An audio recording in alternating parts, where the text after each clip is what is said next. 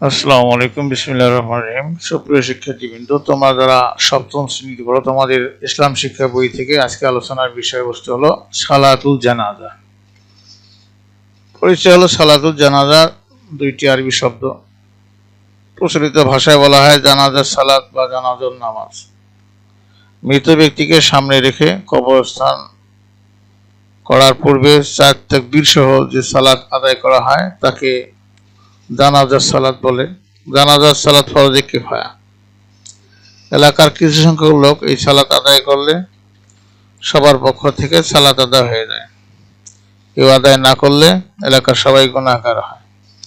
এই সালাতে রুকু সিজদা নেই। গুরুত্ব তাৎপর্য: মানুষ মরণশীল, প্রত্যেককেই একদিন না একদিন মরতে হবে। মৃত ব্যক্তির প্রতি জীবিতদের অনেক কর্তব্য আছে। মৃত্যুকে গোসল দেওয়া, কাফন পরানো, তার জানাজার সালাত আদায় করা এবং সর্বশেষ তাকে কবরস্থ করা একান্ত কর্তব্য। মূলত জানাজার সালাত হলো মৃত ব্যক্তির জন্য দোয়া। যত লোক একত্রিত হয়ে দোয়া করবে ততই কবুল হওয়ার সম্ভাবনা বেশি থাকে। তাই জানাজার সালাতের লোক সংখ্যা যত বেশি হবে ততই ভালো। কিন্তু লোক সংখ্যা বেশি হওয়ার জন্য জানাজা বিলম্ব করা ঠিক নয়। অধিক লোক একত্রিত করার জন্য মৃত্যুর সংবাদ চারিদিকে প্রচার করা উচিত। আল্লাহর নিকট একদিন আমাদেরও ফিরে যেতে হবে, এই সালাত সে কথাই স্মরণ করিয়ে দেয়। এই প্রসঙ্গে রাসূলুল্লাহ সাল্লাল্লাহু আলাইহি সাল্লাম বলেন, যে ব্যক্তি জানাজার সালাত আদায় করবে সে তার জন্য এক কিরাত এবং যে ব্যক্তি দাফন কার্য শেষ হওয়া পর্যন্ত অবস্থান করবে তার জন্য 2 কিরাত সওয়াব। এক একটি কিরাত হলো উহুদ পাহাড় পরিমাণ। তিরমিজি শরীফের হাদিস। জানাজার সালাত আদায়ের নিয়ম: মৃত ব্যক্তিকে গোসল করিয়ে কাফন পরানোর পর ইমাম সামনে রেখে তার বুক বরাবর দাঁড়াবেন। মুক্তাদিগণ ইমামের পেছনে দাঁড়াবে। তারপর মনে মনে নিয়ত করবে, আমি কিবলামুখী হয়ে এই ইমামের পিছনে 4 তাকবীরের সাথে জানাজার সালাত না ফরজ কিফায়া না আদায় করতেছি। প্রথম তাকবীর বলে 2 হাত কান পর্যন্ত উঠিয়ে হাত বাঁধবে, পরে ছানা পড়ে হাত বাঁধা অবস্থাতেই ইমামের সাথে দ্বিতীয় তাকবীর বলবে। তারপর দরুদ শরীফ পড়ে ইমামের সাথে তৃতীয় তাকবীর বলবে। অতঃপর নিম্নের দোয়াটি পাঠ করবে, বিসমিল্লাহির রহমানির রহিম, আল্লাহুম্মা গফিরলি হাইয়িনা ওয়া মাইয়িতিনা ওয়া শাহিদিনা ওয়া গায়বিনা ওয়া সগীরানা ওয়া কাবীরানা ওয়া যাকারানা ওয়া উনসানা আল্লাহুম্মা আহইতাহু মিন্না ফাহইয়াহু আলাল ইসলাম ওয়া তাওফাইতাহু মিন্না ফাতাওফাহু আলাল ঈমান। এই দোয়া পড়ে চতুর্থ তাকবীর বলে সালাম ফিরিয়ে সালাত শেষ করবে।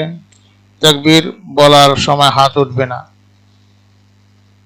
মৃত ব্যক্তি যদি অপ্রাপ্তবয়স্ক বালক হয় তবে দ্বিতীয় তাকবীরের পর নিচের দোয়া পড়তে হবে, আল্লাহুম্মা ইজআলহু লানা ফাতরাও ওয়াজআলহু লানা আজরাও ওয়া যুকরাও ওয়াজআলহু লানা শাফিয়াও ওয়া মুশাফফান। যে ব্যক্তি অপ্রাপ্ত বালিকা হলে পড়বে, আল্লাহুম্মা ইজআলহা লানা ফাতরাও ওয়াজআলহা লানা আজরাও ওয়া যুকরাও ওয়াজআলহা লানা শাফিয়াও ওয়া মুশাফফা।